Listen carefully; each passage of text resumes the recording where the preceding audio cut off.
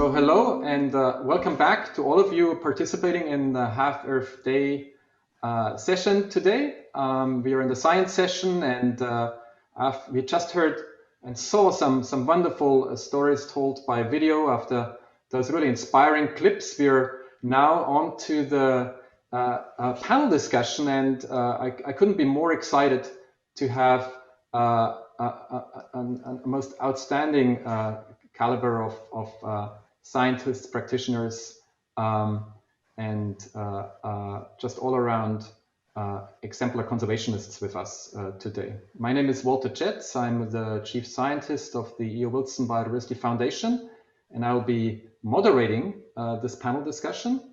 And I have with me today virtually from Leipzig, Enrique Pereira, who is the co-chair of the GEO Biodiversity Observation Network and also professor of biodiversity conservation at IDIF, Germany.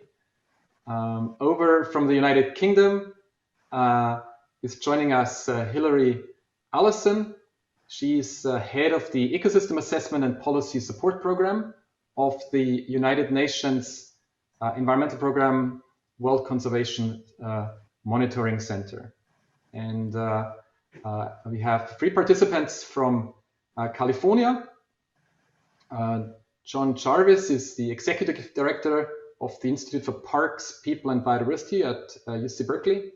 And as many of you know, he's also former director of the National Park Service. We have Dawn Wright also on the panel. She's the ESRI chief scientist and a board member of the E.O. Wilson Biodiversity Foundation. And then we're really privileged to have Jennifer Norris with us. She's the Deputy Secretary for Biodiversity and Habitat of the California Natural Resources Agency.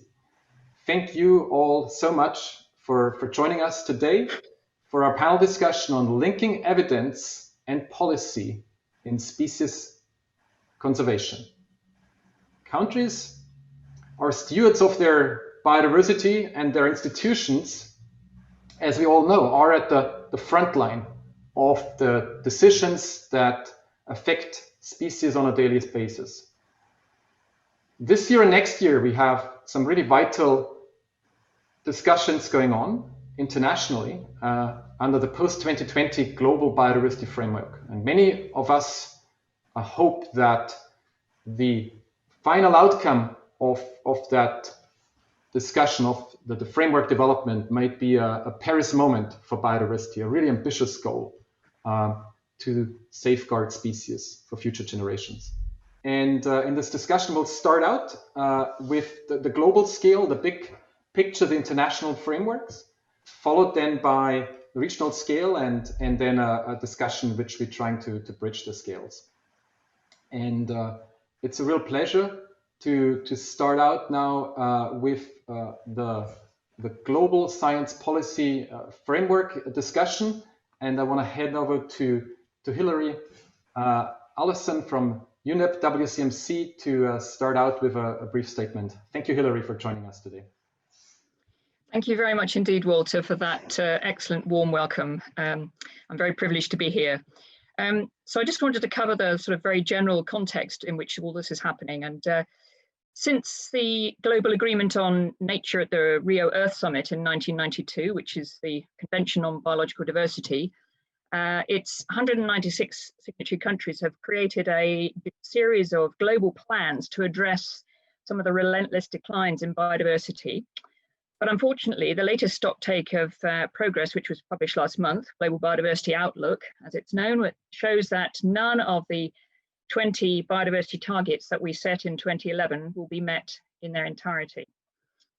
And 2020 was meant to be the year to agree a new 10-year global master plan for biodiversity at the upcoming UN Biodiversity Conference, known as COP15. Indeed, thousands of us actually should have been in China right now, either as experts watching those negotiations unfold, or indeed as governments participating in the negotiations. All of us hoping, as you put it, for a Paris moment for biodiversity, when countries would set ambitious goals and they would be sufficient to finally reverse the loss of biodiversity on which we all depend. Of course, those negotiations have been postponed to 2021 by the global pandemic, hopefully not to 2022. But the new timetable for these negotiations is still uncertain, it's shifting, and there's some very real practical challenges facing the United Nations in negotiating any international agreement by remote means rather than face-to-face. But despite all of this, highly detailed preparatory work on the post-2020 framework continues, and a working group has prepared a zero draft, and conservation scientists from around the globe have been contributing to many consultation meetings on the content of the framework in the last 18 months. And there's been a real surge of relevant scientific papers on everything, from overarching concepts and opinion pieces through to really detailed proposals on goals and targets. So the zero draft includes 4 overarching goals and 20 action-oriented targets. The first goal, which is of most interest to this audience, I guess, focuses on ecosystems, species, and genetic diversity. And the goal text, as it stands, includes direct reference to reducing the number of threatened species and increasing abundance of species. Though, of course, species conservation underpins at least 2 of the other goals on sustainable use of nature to benefit people and the fair and equitable sharing of the benefits of genetic resources. So tracking the number of threatened species and the abundance of species through the accompanying monitoring framework will rely directly on monitoring and modeling of species trends and the selection of rigorous indicators, which is where science can come in. And with just 1 working group meeting remaining to prepare a final draft of the framework for COP15, we're at a critical point in the post-2020 Global Biodiversity Framework process. Scientific input and advice remain key because numeric values for the goals and targets have yet to be pinned down. However, the window of opportunity for scientific inputs to the framework will gradually close the closer we get to COP15, because that's when policymakers negotiate in fine detail the wording and nuances of the plan, which is sometimes an unpredictable process coloured by political positions and different worldviews. Of course, once the framework is actually agreed, species conservation scientists take up a new role of helping to track progress through a focus on data provision, indicators, and of course, analyses of the effectiveness of delivery. So I think that's probably a good point for me to stop, and I'll hand back to Walter.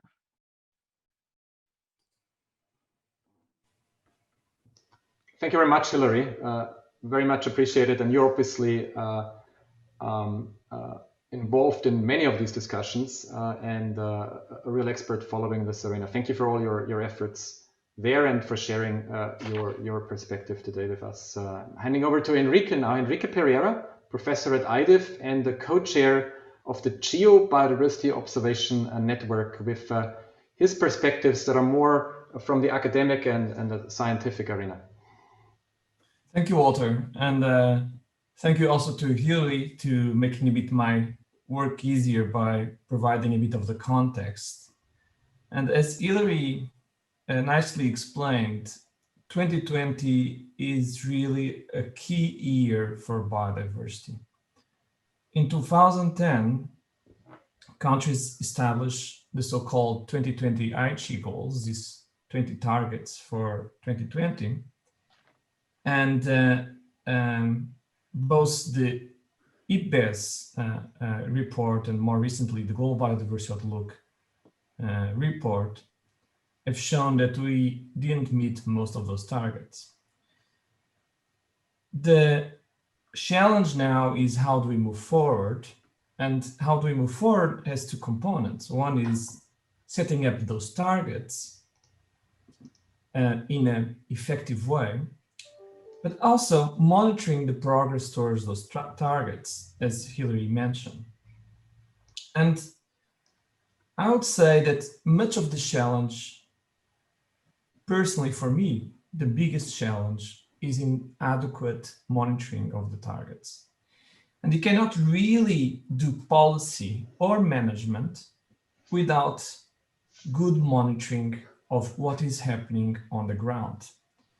And this has been proving the most challenging aspect. In reality, the CBD has had targets since the beginning of this century. Around 2000, the first type of targets was established. There was a 2010 target. There was a 2020 target. We're now establishing post-2020 targets. There will be targets for 2030 and maybe even some more milestones towards 2050. But the monitoring of those targets has been, I'll say, the Achilles heel in many cases, where we have still not a comprehensive understanding of what's happening to biodiversity change. And so we have a very complex picture now of biodiversity change. And the big challenge, and this has been the challenge that the geoborne community has been addressing, is how do we get better data on this? And just to give you an example of how this is important in the relationship with the Earth, one of the targets that is being discussed now is in terms of protected areas. So a number is being thrown. So first, to throw a number, you already have to have some data, because you cannot throw numbers of targets without knowing where you are. So a number is now being thrown, and for area of protected areas, we know it's around 30% that is the target right now. Now, 30% of protected areas may mean a lot of things. It may mean that you have protection everywhere, or it may mean that you have strict protection only in 5 or 2% of that 30%. That's very different. And data is missing in understanding how effective these different types of protected areas are.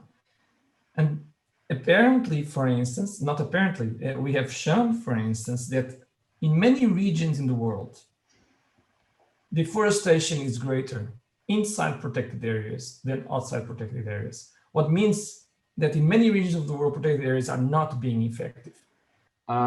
What are the types of things that you're most excited about right now that perhaps you see coming through, Hilary, at the very high level? Like, those are the sorts of new things that are coming in terms of indicators or ways to track progress along some of these targets. And Enrique, what are you seeing from the science side? Perhaps over to you first, Hilary. Thanks, Walter. I mean, I think one of the great white hopes for many years has in fact been the development of really good remote sensing data. And the Sustainable Development Goals framework, it has been committed very seriously to identifying ways that remote sensing Earth observation data can actually support, rapid, perhaps not, even particularly fine-grained monitoring, but at least giving a kind of rapid, almost real-time sense of the pace of change. And that's a really, I think that's an area that we need to all work on and invest in considerably. But, initiatives like, Global Fisheries Watch, Global Forest Watch are great. And we need to kind of do more in that respect. It's really exciting to have some of the experts of that arena who have been active for a long time and are very, very active right now in the second segment of our discussion. Where we're going to talk about, yes, the United States, the Park Service, the reserves in this country, but then also California as a particular example. I'm handing over now to John Jarvis, who is at UC Berkeley and the former head of the U.S. National Park Service. John. Thank you, Walter, and thank you, Hilary and Enrique, for sort of setting me up to talk about this. Having served with the National Park Service, excuse me, for 40 years, and as the director, I know very well that parks and equivalent reserves, both here in the United States and around the world, have an essential role in biodiversity conservation. And they, in my mind, they serve, one, as containing biodiversity hotspots, and two, is that they can be refugia for species that are under stress from climate change. But unfortunately, we also know that about only 1/3 of the protected areas around the world are effectively managed. And by effectively managed, I mean One is that the managers of that protected area have made biodiversity conservation a priority in terms of their many priorities that they have. Second, that they have a strategy for climate adaptation built in to their planning. And third is that they have a monitoring system, as Enrique pointed out, to really understand what they are managing and what its condition is. In the U.S. National Park System, we instituted that kind of monitoring system about 20 years ago and are really collecting a great body of data about biodiversity within the U.S. system. We also know that these parks are not large enough, that they are in many ways the core of a much larger ecosystem, a much larger landscape as well. And science can provide the data for managers to make the decisions about how to create that connectivity across a larger landscape and what resources within the park need priority and management action. And there are some really good examples in the US, for instance, like at Joshua Tree National Park here in California, where one of the species that is very vulnerable to climate change is the Joshua tree itself. And with really good science from the University of California, we were able to determine that there are places where Joshua trees can be resilient in spite of the climate changes that we are seeing. So putting those refugia as a priority for actions to prevent wildfire or invasive species or other impacts builds in resilience into those park systems, and we can monitor that and report on it to the American public as well.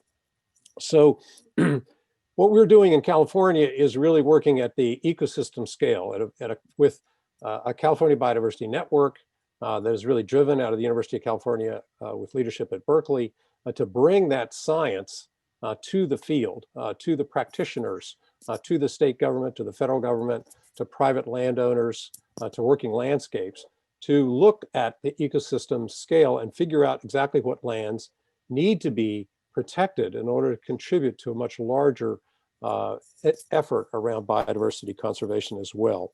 So I actually think that the concept behind Half Earth, where we talked a lot about it at the last year when we hosted the Half Earth conference at Berkeley, and these new initiatives coming out of CBD for the 30 by 30 are achievable in California with the right commitment, the right kind of collaboration, and the right kind of science behind it. Thank you, John.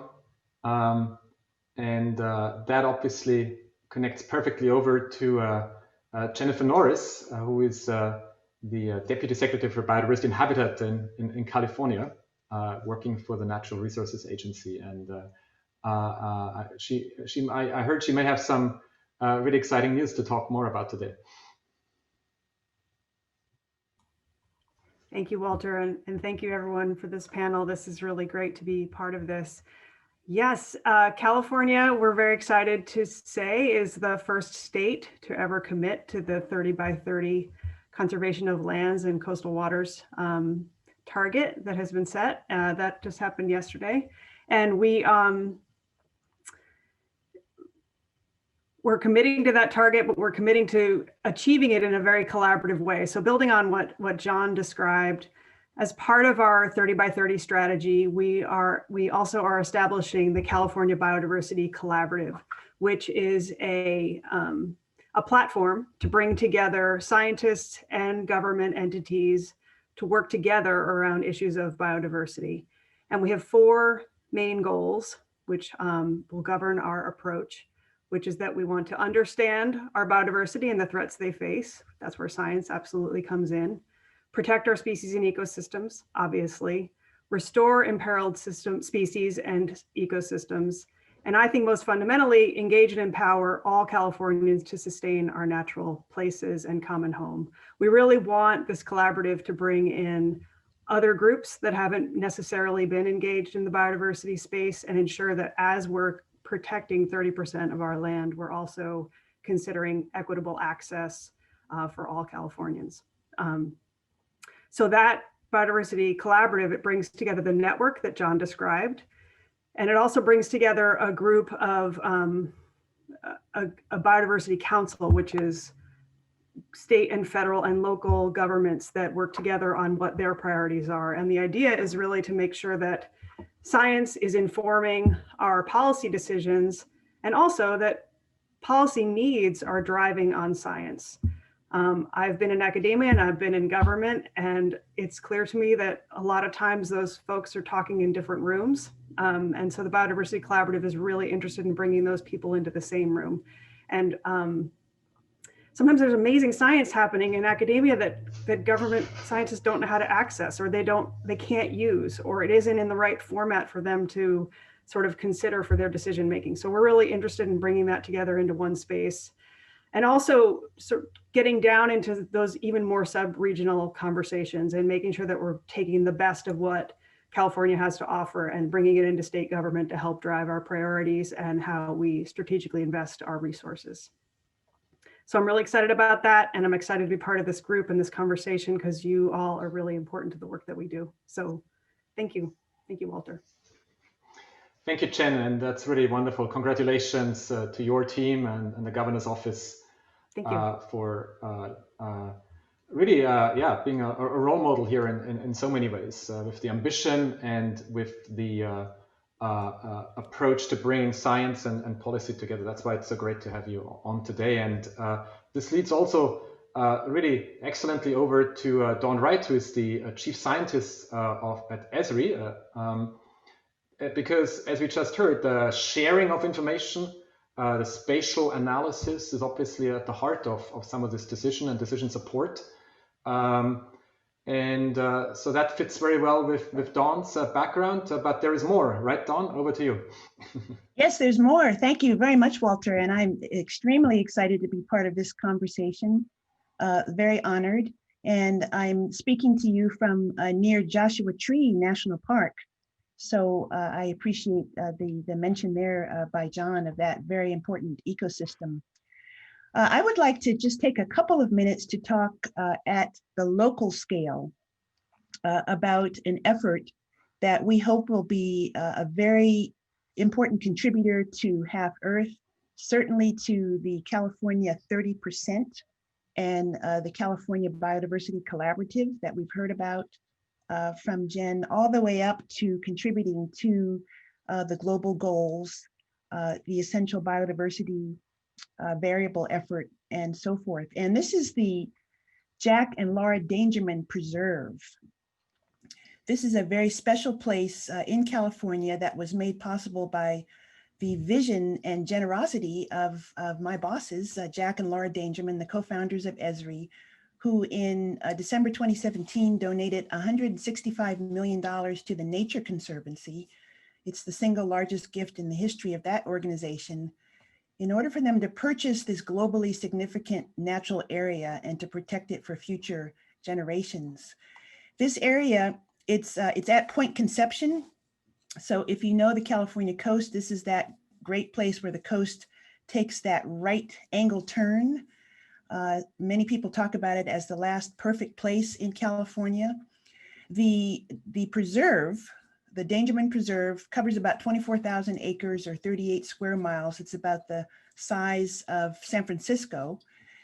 It provides now land-sea protection because it's also adjoining to the Point Conception State Marine Reserve.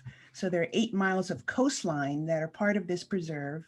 Also, the 20 square mile Halama watershed is part of this. And don't have time to show maps and so forth, but you can go to nature.org/Dangermen Preserve to see maps and visuals. This is really exciting, really important, because this place is a linchpin, we hope, of regional protection and also ecological connectivity, because it provides that across natural areas of the national forest lands to the east and to the south of this area, to the Vandenberg Air Force Base coastal area to the north.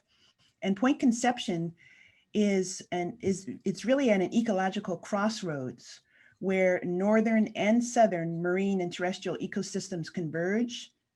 Hence, we've got a rich stew of biodiversity right here. There may be as many as 700 species. About 10% of them are threatened, endangered, or declining.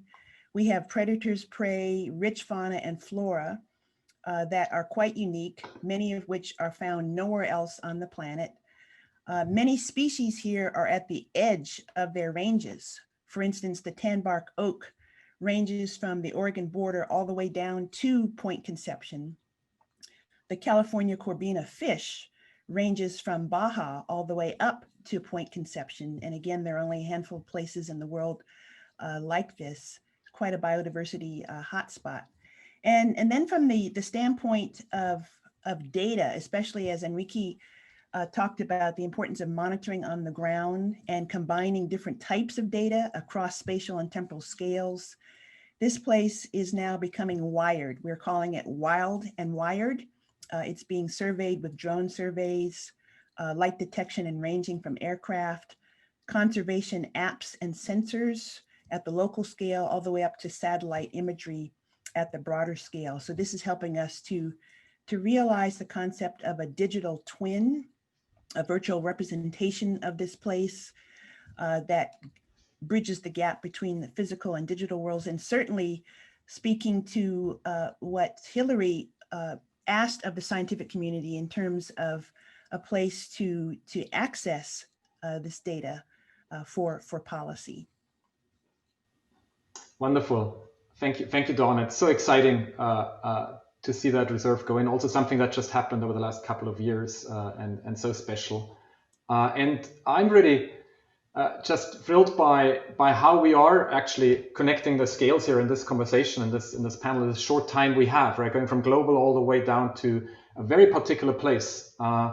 And that leads me a little bit to my question then also, right? How Dawn, you emphasized how in this case, in this particular preserve, the important biodiversity, the threatened biodiversity coincides with that location. And thanks to a lot of research in California, we knew that, and it was well placed in that regard. A question to you for first regionally, but then also globally. I want to open this up, this discussion. How could we ensure that these links between the evidence base and the information and then the action, the decisions and the proactive actions by donors or NGOs or governments happen in a way that really ensures safeguarding species for future generations, safeguarding biodiversity? Well, that's the challenge, right? I mean, I think one of the blessings and one of the challenges really is that so many different people are gathering data at different scales and with different platforms and storing them in different places. And I know that it's not, I don't even think it's possible, but maybe Don will correct me, to try to bring that all into one common data set. There are a lot of people who want to try, but having worked with data, that makes my head hurt. But that said, I think that to me, a first important step is really getting people aware of what is out there. We waste a lot of time reinventing the wheel. That's a fantastic point to bring up. One of the things that's happening at the Dangermen Preserve is that there are early career researchers from UC Santa Barbara, UCLA, Cal Poly San Luis Obispo, as well as USGS, California Department of Fish and Wildlife, the Smithsonian, Point Blue Conservation Science, and they are all scientists trying to meet those scientific goalposts, but they are so excited about use-inspired science and the idea that this science can be communicated beyond just the scientific journals to citizens for more engagement and collaboration, to the state, to the world. And part of what they are excited about building is a digital collaborative. And I agree with Jen, there's no one data set to rule them all. I think a better analogy is that you've got a system of Lego blocks that build upon each other, that interconnect. And with the persistent imaging that we have at the preserve with the drones and the satellites and the sensors, we are also building a platform to help people tell stories about those data using story maps, and to create apps so that policymakers, other government officials, educators, the whole cadre of the audiences that we're trying to reach, conservationists, resource managers, as well as scientists, can make sense of these data and then can run with it. So thanks, Dawn. And of course, not everywhere in the world do we have the resources and the capacity, right, to put to this effort as we do in California. But I'm really excited about the general lessons that we might learn here, right, about remote sensing. Many of the remote sensing products are global and high resolution. Some of these technologies are becoming cheaper and cheaper. It's possible to engage citizen scientists everywhere, and democratizing some of this information and putting it into the hands of people everywhere will probably be one of the keys of engaging them in some of these decisions. So California clearly, with the right decisions, there will be the sort of species benefit that will arise in terms of preventing species extinctions going forward. But that 30% number may not be the right number everywhere. It may not be as higher number to safeguard all species in the United Kingdom, because many of those species occur in many other places. So if you think about preventing global extinctions and the reserve network in that regard, what are your thoughts, perhaps starting with Enrique and then over to Hilary on how this 30% could play out globally if it becomes indeed the target, and what could be the tweaks or modifications to the wording or to the implementation that we may need to be mindful about to really ensure this framework is doing the best possible to safeguard species. So indeed, Walter, 30% may be too little or too much, depending on the area. And it also depends on what those 30% mean. 30% may mean very differently in California than it will mean, let's say, in France or in Germany. In Europe, the new biodiversity strategy that we had approved this summer for Europe also has the 30%, but in addition, and this is one of the major changes here in Europe, is that now there is also a target for strict protection. So it's 30%, but of those 30%, 1/3 should be strict protection. And this is really important because in reality in Europe, it's estimated that less than 3% of the area is strictly protected. And so while it's very easy for Europe to go from 25 to 30, right now we are at 25% protected area. It's not really very meaningful, in my opinion. But going from between 2 and 3% and 10% of strict protected area, this is extraordinarily difficult, starting with Germany or France. It's so challenging because it's just increasing by a factor of 5 or even a factor of 10 in some countries, the area that has to be strictly protected.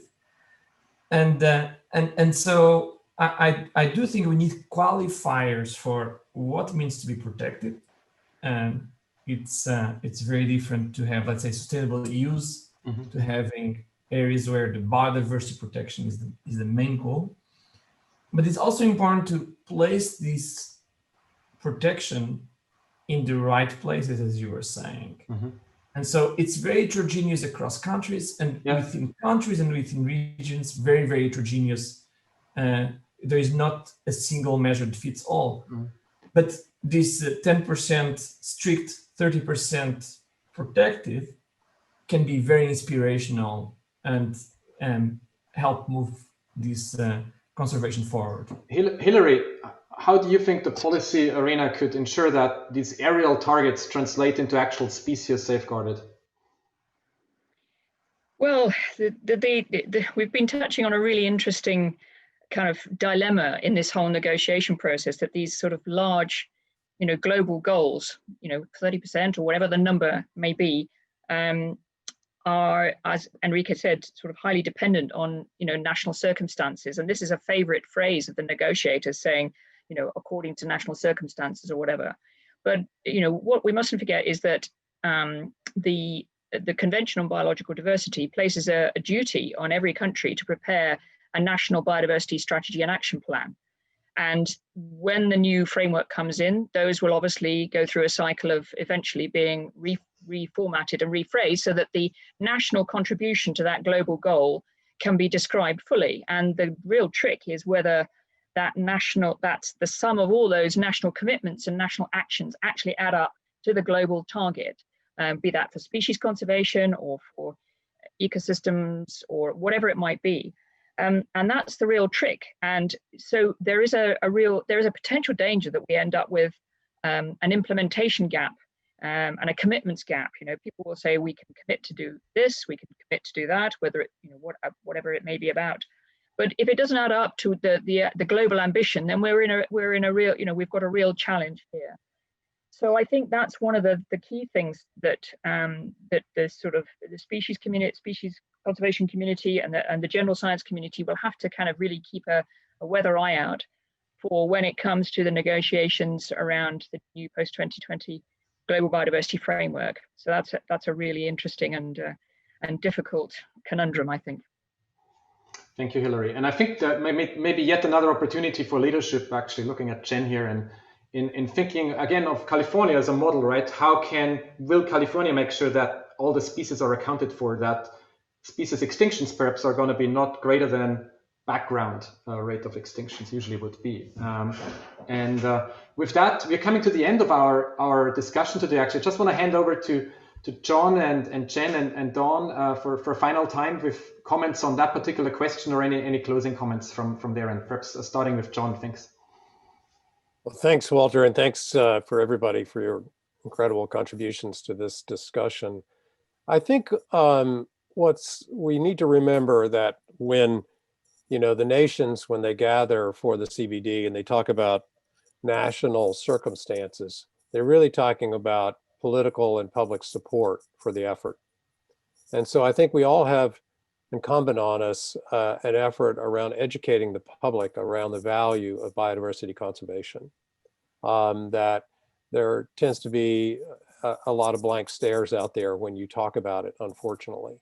And that to recognize that this work it's not a loss to conserve biodiversity through protection or making strict protection.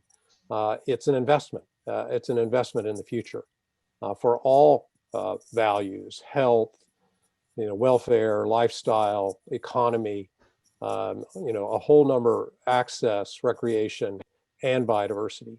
And so we need to be better at communicating this work in a way that captures the excitement of the public, regardless of country, in order to achieve these goals. And I think in California, sometimes it's a little easier because we have a fairly environmentally aware populace, but there's still some challenges. And so I think that's an area that we also need to focus on as we move forward.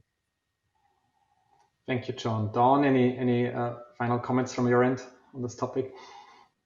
Well, I think also there is the idea of the importance of biodiversity in terms of pandemics. I mean, that's another linkage that we haven't had the opportunity to talk about. But as we destroy the biodiversity of this planet, we are also making ourselves more vulnerable to these diseases that jump from the animal species to us. But that's another panel. I think, and it's been wonderful to be part of this conversation and the idea of assessing these species so that they are no longer in danger. I think another important effort is to assess their importance or how much they're being stressed. Not only what species are where and when, but which are the most in danger. So as we tie that activity into our efforts as well, such as an existing map of biodiversity importance now exists for the United States. that will be very helpful to our efforts as well. Thank you, Dawn. And I'll give the final word from the panelists here to Jen. Thank you. Well, thanks. I want to echo sort of what John said, which is what Governor Newsom said when he signed the executive order establishing the goal and establishing the collaborative, that we should approach biodiversity conservation from a mindset of abundance, not consider it a zero-sum game, but see it as part of what makes being human possible. And I thought that was really important, that thought that it's abundant. It's a win-win for everyone. And I also want to say, as an ecologist, I think probably you all share this with me, I see the world as all interconnected, what piece links to what other piece. And being part of this panel just makes me feel interconnected with all of you in this global effort. And that's just really inspiring. And I'm so delighted to be part of this group. And I'll be reaching out to you for support and guidance moving forward, because California really wants to make a difference. And I'm grateful for everyone's contribution to taking care of our planet. So thank you. Thank you, Walter, for setting this up. It's really been wonderful.